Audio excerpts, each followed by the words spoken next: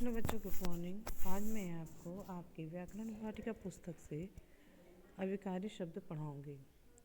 जैसा अविकारी शब्द से आपको पता चलता है, अविकारी का अर्थ होता है विकार के बिना, यानी वे शब्द जिनमें लिंग, कारक, वचन, काल, पुरुष के कारण विकार नहीं उत्पन्न होता है, उसे अविकारी शब्द कहते हैं।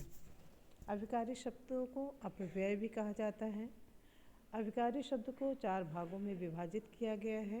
पहला है क्रिया विशेषण, दूसरा संबंध बोधक, तीसरा समुच्चय बोधक और चौथा विस्मयादि बोधक। क्रिया विशेषण यानी एडवर्ब, वे शब्द जो वाक्य में प्रयुक्त क्रियापद की विशेषता बताते हैं उन्हें क्रिया विशेषण शब्द कहते हैं। जैसे बालक दौड़ता है, दौड़ता है ये तो क्रिया है, इसमें हम शब्द जोड़ दें, विशेषता हुई। तेज दौड़ना ये शब्द क्रिया विशेषण हुआ। दौड़ना क्रिया हो गई और तेज शब्द विशेषण हो गया, यानी ये क्रिया विशेषण है, एडवर्ब है। ऐसे अनेक उदाहरण हैं। अब, तेज, धीरे, बहुत, कम, ये सब विशेषण हैं और इसे को किसी क्रिया शब्द के साथ जोड़ दें तो वो क्रिया विशेषण शब्द बन जाते हैं। क्रिया विशेषण को भी 4 भागों में विभाजित किया गया है। कालवाचक क्रिया विशेषण, स्थानवाचक क्रिया विशेषण, परिमाणवाचक क्रिया विशेषण, रीतिवाचक क्रिया विशेषण। कालवाचक यानी क्रिया के होने के समय का बोध कराने वाले जो शब्द होते हैं उसे कालवाचक क्रिया विशेषण कहते हैं। जैसे राजन ने साल भर कठिन परिश्रम किया, तो साल भर 1 वर्ष का समय बता रहा है, तो यहाँ काल बता रहा है, तो ये आपका कालवाचक क्रिया विशेषण हुआ।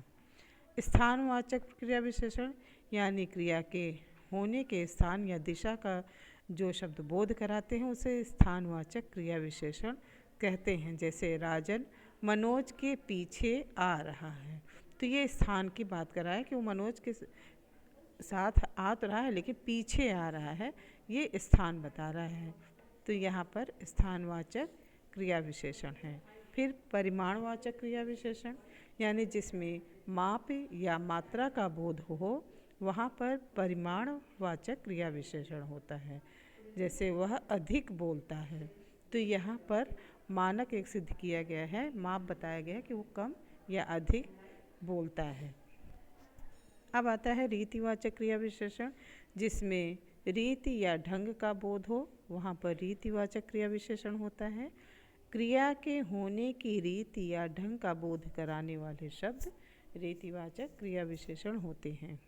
जैसे हमें शांतिपूर्वक रहना चाहिए, तो यहाँ पर शांतिपूर्वक एक तरीका बता रहा है कि कैसे हमें रहना चाहिए।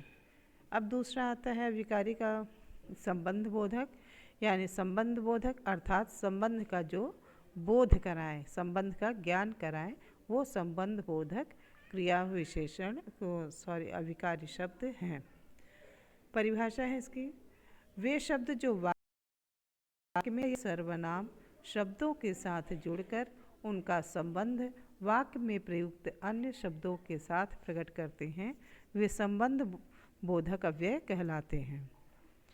जैसे राजन अपने घर की ओर गया, तो यहाँ पर अन्य उदाहरण भी ले सकते हैं, जैसे के साथ, सर्वत्र, की ओर, ये सारे संबंध को जोड़ते हैं। तीसरा है समुच्चय बोधक, यानी जो शब्द 2 शब्दों, वाक्यों या उपवाक्यों को जोड़ते हैं उन्हें समुच्चय बोधक कहते हैं।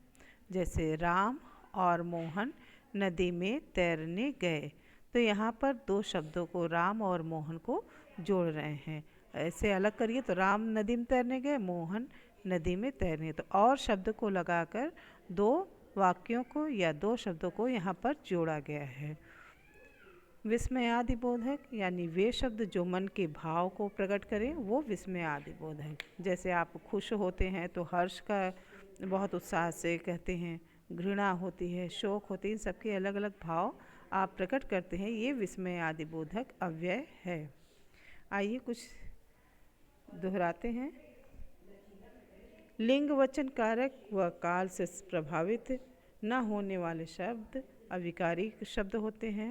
अविकारी शब्द 4 प्रकार के होते हैं: क्रिया विशेषण, संबंध बोधक, समुच्चय बोधक और विस्मय आदि बोधक। क्रिया की विशेषता बताने वाले शब्द क्रिया विशेषण कहलाते हैं। संज्ञा अथवा सर्वनाम शब्दों में संबंध बताने वाले शब्द संबंध बोधक अव्यय हैं। 2 शब्दों, वाक्यों, उपवाक्यों को जोड़ने वाले शब्द समुच्चय बोधक शब्द हैं। समुच्चय बोधक शब्द को योजक भी कहा जाता है। मन के विभिन्न भावों को प्रकट करने के लिए शब्द विस्मयादि बोधक शब्द हैं। विस्मयादि जैसे हे राम, यह क्या हो गया, है ना, तो ये विस्मय आदि है। तो यहाँ पर शोक भी प्रकट कर रहे हैं। क्या मोहन फेल हो गया, यहाँ पर आश्चर्य मतलब क्या को आश्चर्य से प्रकट कर रहे हैं। क्या मोहन फेल हो गया, तो यहाँ पर आश्चर्य प्रकट हो रहा है। इसी प्रकार शोक, हर्ष, घृणा, हर चीज़ ये शब्द ये जो प्रकट करते हैं तो ये विस्मय आदि बोधक है।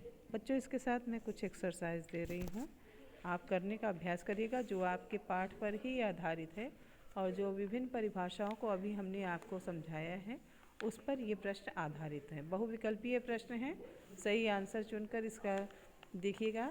फिर जो ना समझ में आए आप मुझे बताइएगा, तो मैं आपको इसके आंसर भेजूँगी। पहले आप खुद इसका अभ्यास करें। धन्यवाद।